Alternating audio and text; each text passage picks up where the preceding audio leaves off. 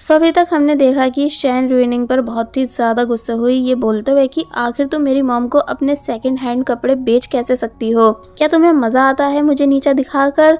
Ruining explain करने लगी कि नहीं ऐसा नहीं है, बट वो उसकी एक नहीं सुनती बल्कि बोलने लगी कि माना मेरी मॉम पूरे 10 साल से तुम्हारे घर नौकरानी की जॉब करती आ रही हैं, जिस वजह से मैं भी तुम्हारे ही घर रहती हूँ, लेकिन इसका मतलब ये नहीं कि तुम मुझे कचरे का ढेर समझकर वो खाना दो जो तुम्हें पसंद नहीं और वो कपड़े दो जिन्हें पहनकर तुम्हारा दिल भर चुका है।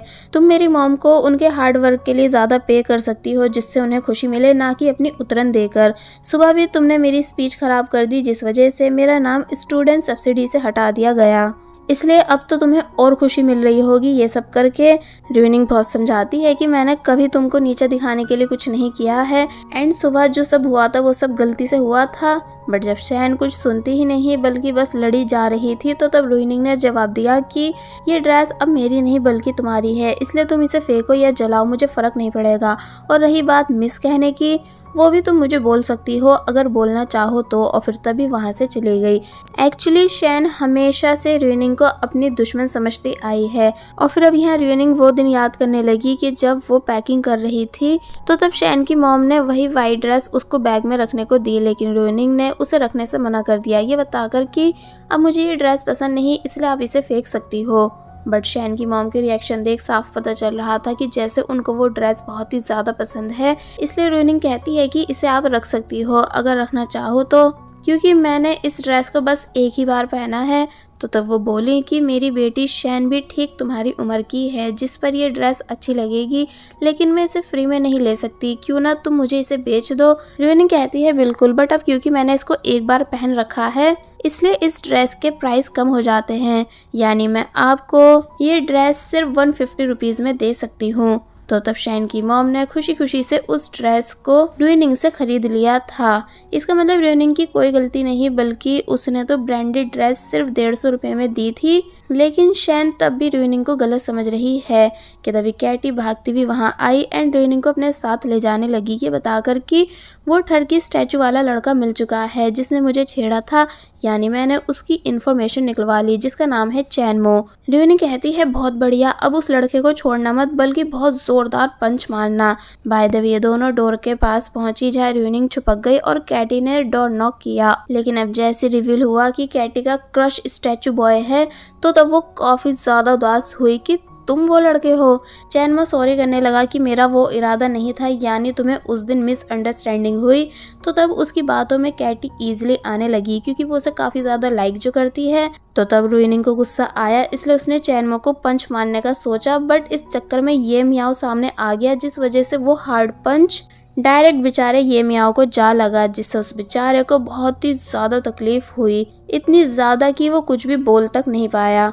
अब हम इन सभी को डॉक्टर के पास देखते हैं जहाँ डॉक्टर रूइनिंग से कह रहे थे कि आपका मतलब आपने इन्हें इतनी ज़ोर से पंच मारा कि एप्पल इनके मुंह में ही फंस गया और अब ये बिल्कुल भी बोल नहीं पा रहे हैं, एंड इस वजह से आपकी कलाई पर भी चोट आई। कैटी कहती है कि हाँ डॉक्टर यही बात है, एंड आप क्या प्लीज़ मेरी फ्रेंड का इलाज कर सकते हो। तो तब डॉक्टर पूछते हैं किस चीज़ का, इनके हाथ का या इनके दिमाग का। तो तब ये मियाओ ने उसी हालत में डॉक्टर से रूइनिंग की कंप्लेंट करनी स्टार्ट कर दी कि डॉक्टर इस जंगली लड़की ने मुझे बहुत ही ज़्यादा ज़ोर से मारा, इतनी ज़ोर से कि अब मैं सही से बोल तक नहीं पा रहा हूँ। जो सब कहते हुए वो काफ़ी फ़नी दिख रहा था, इसलिए आप प्लीज़ कैसे भी करके मुझे ठीक कर दो। वेल अब ये सभी बाहर आए जहाँ रूइनिंग सॉरी बोल रही है ये मियाओ को, बट चैनमो कहता है कि अरे नहीं नहीं आप सॉरी मत कहो क्योंकि सब गलती मेरी थी जो ये सब हुआ। तो तब कैटी कहने लगी कि कोई बात नहीं, आपकी भी कोई गलती नहीं है, इसका मतलब वो चैनमो को माफ़ कर चुकी है। रूइनिंग ने ये मियाओ से रिक्वेस्ट की कि देखो प्लीज़ अपने भाई को कुछ मत बताना वरना वो मुझे गलत लड़की समझने लगेगा, जबकि तुम्हें पता है ना कि मैं बिल्कुल भी बुरी नहीं। तो तब ये मियाओ 3 का इशारा करता है। रूइनिंग पूछने लगी मतलब, तो तब वो बताता है कि तुम अब से मुझसे पूरे 3 मीटर दूर रहोगी वरना मैं अपना सब्र खो दूंगा। रूइनिंग बोलती है ओके ओके जैसा आप कहो, और फिर तभी दूर हो गई, ये कहते हुए कि बस अपने भाई से कुछ मत कहना। तो तब ये मियाओ समझाने लगा कि तुम्हारे शरीफ बनने का कोई फायदा नहीं क्योंकि तुम मेरे भाई की टाइप की लड़की नहीं हो, यानी वो कभी तुम जैसी बदतमीज और लड़ाकू लड़की को पसंद नहीं करेगा। मैं तुम्हें उससे दूर इसलिए रखना चाह रहा हूँ क्योंकि मुझे पता है कि तुम जब भी किसी के साथ होती हो उसे प्रॉब्लम में फंसा देती हो, इसलिए छोटा भाई होने के नाते मैं ऑलवेज अपने बड़े भाई को प्रोटेक्ट करूंगा। और फिर तभी वहां से चला गया, जिसकी ये सभी बातें रुइनिंग को काफी फील हुई कि आखिर ये मुझसे इतनी नफरत करता क्यों है। और वहीं शैन जो कि अपने रूम में है कि तभी उससे येलिन मिलने आया और एक बैग देने लगा जो स्टूडेंट्स को दिए जा रहे थे। शैन सॉरी कहती है अपने रूड बिहेवियर के लिए जो उसने कल येलिन के साथ बस में किया था। तो तब येलिन ने समझाया कोई बात नहीं, क्योंकि मुझे तुम्हारे नाराज होने की वजह पता है, यानी तुम कल सीनियर की वजह से अपसेट थी, है ना। तो तब शैन हैरान हुई कि आपको कैसे पता। तो तब वो बताने लगा कि जब सीनियर तुम्हें डांट रही थी तो तब मैं भी वहीं था। फिर हम एक फ्लैशबैक देखते हैं कि येलिन ने सभी बातें सुन ली थी कि सीनियर ने कैसे कैसे शैन को डांटा, सिर्फ ड्रेस की वजह से, यहाँ तक कि उसने उसकी काफ़ी ज़्यादा इंसल्ट भी की एंड स्टूडेंट सब्सिडी लिस्ट में से उसका नाम भी हटा दिया। इसलिए जब वो सीनियर येलिन को देख उसके सामने इनोसेंट बनने लगी तो तब येलिन ने उस सीनियर जो कि उसकी क्लासमेट भी थी उसे सबक सिखा दिया, उससे दोस्ती तोड़कर। तो तब वो सीनियर शॉक रह गई। वेल प्रेजेंट में येलिन बताता है कि मैं वापस से तुम्हारा नाम स्टूडेंट सब्सिडी लिस्ट में लिखवा चुका हूँ एंड बैग में एक पेपर है जिसे फिल करते ही तुमको इजीली पार्ट टाइम जॉब भी मिल सकती है। और फिर तभी वो वहाँ से चला गया। तो तब शैन को काफी ज्यादा अच्छा फील हुआ कि येलिन ने कैसे उसकी फिक्र की एंड हेल्प कराई। वेल अब नेक्स्ट डे दिखाया गया कि ये मियाओ को अभी भी उस एंग्री डक के सपने आते हैं जब उस डक ने ये मियाओ का पीछा किया था, बट अब साथ ही पंच वाला इंसिडेंट भी उसके सपने में ऐड हो चुका है, इसलिए वो तभी चौंक के उठा। चैन में पूछने लगा कि क्या तुम ठीक हो, तो वो बोलता है नहीं एंड उदासी से अपना फेस देखने लगा जो कि खराब हो चुका था।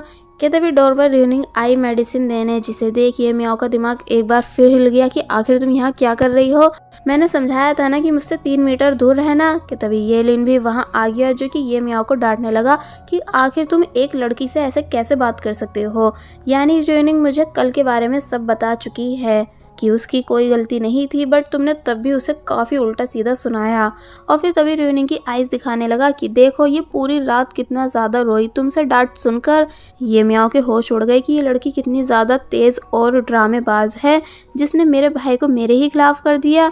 इसलिए अब और कुछ बोल पाता, बट येलिन उसे चुप करा देता है एंड रुइनिंग के साथ वहाँ से चला गया। रुइनिंग को रास्ते में ये समझाते हुए कि मेरा भाई ये मियाओ बुरा लड़का नहीं है, पता नहीं आजकल उसे क्या हो गया है जो वो लड़कियों से लड़ रहा है, पर चलो कोई नहीं, अगर नेक्स्ट टाइम परेशान करे तो ज़रूर बताना। तो तब रुइनिंग कहने लगी बिल्कुल, लेकिन आप पहले वीचैट आईडी तो दे दो। और फिर तभी ज़बरदस्ती येलिन से उसकी आईडी स्कैन करने को कहने लगी। येलिन पहले तो हैरान हुआ, मगर फिर बाद में हंसकर रुइनिंग को अपनी आईडी दे देता है। और जब रुइनिंग खुशी खुशी वहाँ से चली गई तो तब उसको देखते हुए वो स्माइल करने लगा, क्योंकि अब आई थिंक वो भी रुइनिंग को पसंद करने लगा है उसके काफ़ी ज़्यादा ब्रेव, फनी और क्यूट होने की वजह से। जिसके बाद अब हम ये मियाओ को देखते हैं जिसे चोट लगने पर छुट्टी मिली थी। तो तब लड़कियां उस पर हंसने लगी कि ज़रा देखो तो ये लड़का एक लड़की से पिट गया। बेचारे ये मियाओ को बहुत ही ज़्यादा गुस्सा आया कि इस रुइनिंग ने मेरी इज्जत खराब कर दी, यानी सभी को पंच मारने वाली बात बता दी। और फिर जब शैन उसे वाटर बॉटल देने आई तो तब पूछता है कि वैसे क्या सच में तुम्हारी रूममेट रुइनिंग पूरी रात रो रही थी। तो तब शैन कहती है नहीं तो, यानी वो तो सुबह मेकअप कर रही थी अपनी आईज पर। तो तब ये मियाओ को और भी ज़्यादा गुस्सा आया कि ये लड़की सच में ड्रामेबाज है। कि तभी 2 लड़कियां फिर से ये मियाओ का मजाक बना कर गईं कि देखो तो ये वही लड़का है जो एक लड़की से पिटा है। तो तब ये मियाओ कहता है कि मैं इस रुइनिंग की बच्ची को सबक सिखा के ही रहूँगा। तो तब शैन मुस्कुराने लगी। और वही रुइनिंग जो कि अपने रूम में है, जिसको जब जैसी कैटी ने कॉल पर बताया कि जल्दी से कैंटीन आ जाओ क्योंकि सारा खाना ख़त्म होने वाला है, तो तब वो जल्दी जल्दी से जाने लगी। मगर तभी रास्ते में उसे ये मियाओ मिला जो कि वो भी कैंटीन ही जा रहा था एंड अब क्योंकि वहाँ सिर्फ एक साइकिल थी इसलिए ये मियाओ जल्दी से भाग के आकर उस पर बैठ गया और रुइनिंग उसके पीछे, जो कि ये मियाओ के बहुत चिल्लाने पर भी उतरी नहीं। तो ये मियाओ अजीब तरह से साइकिल को चलाने लगा ताकि रुइनिंग को गिरा सके। रुइनिंग कहती है कुछ तो शर्म करो क्योंकि मैं तुम्हारी होने वाली भाभी हूँ एंड भाभी तो माँ समान होती है ना। जिस पर ये मियाओ बोलता है कि भाभी नहीं चुड़ैल हो तुम। और फिर अब जैसी रिनिंग को फील हुआ कि वो दोनों गिरने वाले हैं, इसलिए वो तो तभी कूद के उतर गई, लेकिन बेचारा ये मियाँ बहुत ही ज़्यादा बुरी तरह आगे जाकर गिरा, जिस वजह से उसके सर पे चोट आई। इसलिए ये दोनों एक बार फिर डॉक्टर के पास पहुँचे, जहाँ डॉक्टर बोल रहे थे कि इस बारी इस लड़की की वजह से तुमने अपने सर पे चोट मार ली। कि तभी येलिन भी वहाँ आ गया अपने भाई को लेने, जहाँ रास्ते में एक बार फिर रिनिंग इनोसेंट बनने की कोशिश करने लगी, ये बताकर कि मैं तो साइकिल पर बैठ ही नहीं रही थी, आपके भाई ने ही मुझे ज़बरदस्ती बिठाया कैंटीन ड्रॉप करने के लिए। तो तब ये म्याऊ एक बार फिर ज़ोर से चिल्लाया कि ज़रा देखो तो इसने झूठ बोलने में कैसे PhD की हुई है। मगर येलिन ने उसे चुप करा दिया, ये पूछते हुए कि क्या तुम्हें पता भी है रिनिंग की मॉम कौन है। ये म्याऊ कहता है नहीं। तो तब येलिन ने बताया टीचर मिंग। तो ये सुन ये म्याऊ के होश उड़ गए कि इतनी बड़ी टीचर जिनका फ़ैन मेरा भाई है, उनकी ऐसी गुंडी लड़की। और बस फिर इसी के साथ पार्ट 2 यहीं पर एंड हो जाता है। There was a time when you had me falling to the ground.